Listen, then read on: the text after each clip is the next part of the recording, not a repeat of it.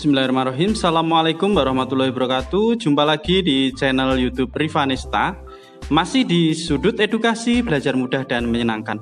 Bagaimana kabar adik-adik hari ini? Semoga selalu dalam keadaan sehat ya. Sehingga dengan kondisi yang sehat kita bisa belajar bersama untuk membahas soal-soal dari buku ISPS atau Erlangga Stretch Point Series untuk SD atau MI kelas 5 ya, khususnya muatan pelajaran matematika. Ini ada beberapa yang ketinggalan ya. Jadi ini saya mengulang untuk soal pemecahan masalah ya, soal pemecahan masalah di bab 3 ya. Jadi yang mungkin masih mencari untuk pemecahan masalah bab 3 ini akan kami bahas kali ini ya. Kemudian untuk pembahasan lainnya khusus untuk kelas 5 sudah kita bahas semua mulai dari bab 1 sampai bab terakhir ya, sampai di semester 2 akhir sudah ada semua. Jadi mungkin yang ketinggalan bisa dicek di playlist pembahasan ISPS Matematika kelas 5 ya. Oke. Untuk kali ini langsung saja kita menuju ke soal yang akan kita bahas ya, pemecahan masalah di bab 3 ya, halaman 82. Kita baca soalnya terlebih dahulu. Adit dan Kava sedang bermain catur. Adit memegang bedak hitam ya, Jadi Adit itu yang hitam ya, sini berarti ya. Kemudian Kava bedak putih. Nah, Kava ini yang Adit, ini yang Kava. Mereka bermain dengan permulaan langkah-langkah seperti berikut ya. Ini adalah langkah-langkahnya. Yang pertama, pemain pertama menjalankan pion yang terletak di B2. Nah, kita harus membaca B2 itu di mana ini ya. Jadi ini yang sumbu X-nya ya. Kemudian ini sumbu Y yang ke atas ya. Jadi B2 berarti kita baca sumbu X-nya B, kemudian 2 berarti di sini. Ini adalah prajurit ya, ini B2. Sebanyak 2 langkah ke depan, berarti ini maju 2 langkah sampai sini, oke? Selanjutnya pemain kedua menjalankan pion yang terletak di D7 sebanyak 1 langkah ke depan. D7 lah, D. Ini D, kemudian 7 ini. Nah, sama-sama ya. Ini yang beda hitam berarti ya, maju 1 langkah ke sini. Oke. Pemain pertama menjalankan bidak. Ini yang selanjutnya ya. Ini langkah yang ketiga berarti untuk pemain pertama berarti langkah yang kedua. Pemain pertama menjalankan bidak C1 sebanyak 1 petak ke barat laut. Nah, ini C1 ke barat laut karena ini tadi prajuritnya sudah maju, otomatis bisa di sini ya. Ya.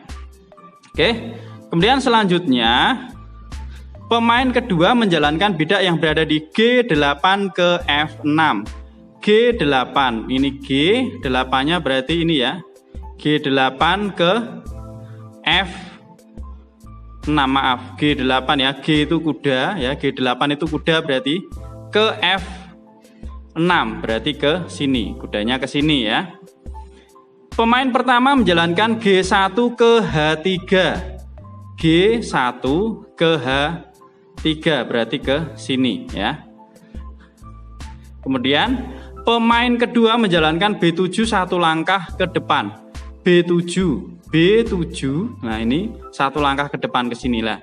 Jika pemain yang mulai lebih dahulu adalah pemain dengan bedak putih, jelas ya tadi di langkah pertama itu adalah yang bedak putih ya, sesuai dengan koordinatnya. Gambarkan posisi bidak-bidak catur sekarang lah. Kita diminta gambar posisi catur sekarang. Oke, kita akan menuju ke papan catur ya, biar lihat posisinya seperti apa. Nanti kalian bisa menggambarkan posisinya seperti apa. Oke, langsung saja kita menuju ke papan catur yang saya susun seperti gambar di sini mula-mula. Oke ya, di sini ya. Ini sudah saya susun papan catur sedemikian rupa ya, supaya bisa kita mainkan arahnya. Oke, di sini saya sudah punya papan catur ya, papan catur yang sudah saya tata sedemikian rupa seperti yang ada pada gambar. Jadi yang di depan ini adalah prajurit ya, prajurit. Kemudian yang di belakang ini ada beteng, kemudian ada kuda ya, ada kuda. Kemudian di sini adalah menteri ya, ini menteri ya. Kemudian di sini. Oke, kemudian yang ini adalah raja ya. Kemudian di sini ada ster. Ini menteri lagi ya.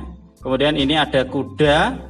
Ini beteng ya. Yang di depan itu adalah prajurit. Demikian juga untuk yang bidak hitam ya, posisinya sama. Jadi kalau di awal itu kita tata seperti ini sebelum kita bermain catur. Kemudian di sini ada koordinatnya ya. Ini adalah yang sumbu X itu ada A, B, C, D, E, F, G, H. Kemudian yang sumbu Y ada 1, 2, 3, 4, 5, 6, 7, 8 ya. Oke, kemudian setelah ini saya perlihatkan dari atas ya. Kita lihat langkah-langkahnya. Yang pertama yang bermain dahulu adalah bidak putih ya. Bidak putih yaitu pemain pertama menjalankan pion. Nah, ini prajurit atau pion ya. Pion yang terletak di B2, kita lihat B2. Nah, dijalankan 2 langkah ke depan, 1, 2. Nah, secara otomatis pionnya sekarang berada di B4 ya. Pionnya berada di B4. Selanjutnya pemain kedua menjalankan pion yang terletak di D7 ya. D7 lah, pion yang sini dijalankan oleh pemain kedua. Sebanyak berapa langkah di situ ya? D7 sebanyak 1 langkah. Nah, berarti pion untuk bidak hitam sekarang berubah ke D6 ya. Oke, kemudian selanjutnya langkah berikutnya pemain pertama main lagi ya, menjalankan bidak C1. Kita lihat ya, C1 ini ya, berarti dia si menteri ya. C1 sebanyak 1 petak ke barat laut. Nah, ke barat laut berarti ke sini ya, berarti menterinya sekarang pindah di B2 ya. Menterinya pindah di B2. Oke. Selanjutnya pemain kedua menjalankan bidak yang berada di G8. G8, kita lihat G8 itu adalah ini ya, kuda ya. Ke F6. F6 berarti ke sini ya. G8 ke F6, maaf, ke sini ya. Jadi kudanya sudah bergerak atau berpindah ke F6. Selanjutnya pemain pertama menjalankan G1. G1 berarti yang ini kuda juga yang dijalankan ke H3 ya, H3 ya, berarti ke sini ya. Oke, ke H3, maaf. Nah, malah jatuh. Oke. Selanjutnya pemain kedua menjalankan B7 1 langkah ke depan. B7. Nah, ini B7 ya, 1 langkah ke depan berarti ke sini. Jika pemain yang mulai lebih dahulu adalah pemain dengan bidak putih, gambarkan posisi bidak-bidak catur sekarang. Oke ya. Nah, posisi bidak-bidak catur sekarang adalah seperti ini ya.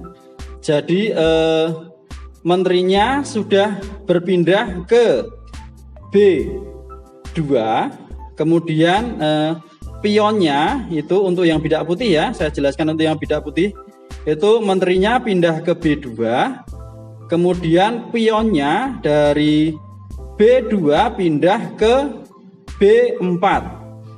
Kemudian satu lagi ya, kuda dari bidak putih dari G1 berpindah ke G3 ya. Seperti ini ya. Jadi untuk yang bidak putih ada 3 yang bergerak, yaitu pion, kemudian menteri dan juga kuda. Sekarang untuk yang bidak hitam ya, yang bidak hitam itu ada pionnya ya. Pionnya itu yang bergerak ada 2 ya, yaitu pion dari B7 berpindah ke B6, kemudian yang satu lagi pion dari D7 bergerak ke D6 ya, bergerak maju. Kemudian satu lagi yaitu kuda dari G8 bergerak ke F6 ya. Jadi posisi terakhirnya adalah seperti ini ya. Jadi ada perubahan posisi seperti ini. Jadi kalau ditanyakan gambar terakhirnya itu seperti ini. Jadi yang berubah untuk bidak putih itu ada kuda, kemudian ada menteri, dan juga ada pion. Ya, pergerakannya bisa dilihat ya. Kalau mungkin mau digambarkan seperti ini ya, karena diminta menggambarkan. Demikian juga untuk yang bidak hitam itu ada 2 pion yang bergerak maju, kemudian ada 1 kuda yang bergerak maju ya. Mungkin ini penjelasan untuk posisi bidak-bidak catur sekarang. Silahkan mungkin kalian bisa menggambarkan sesuai dengan posisi papan catur yang sudah saya gerakkan ya.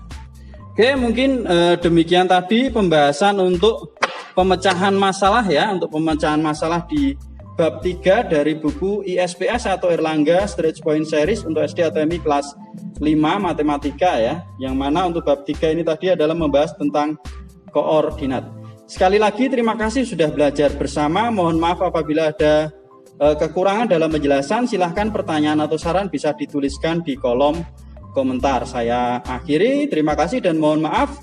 Assalamualaikum warahmatullahi wabarakatuh.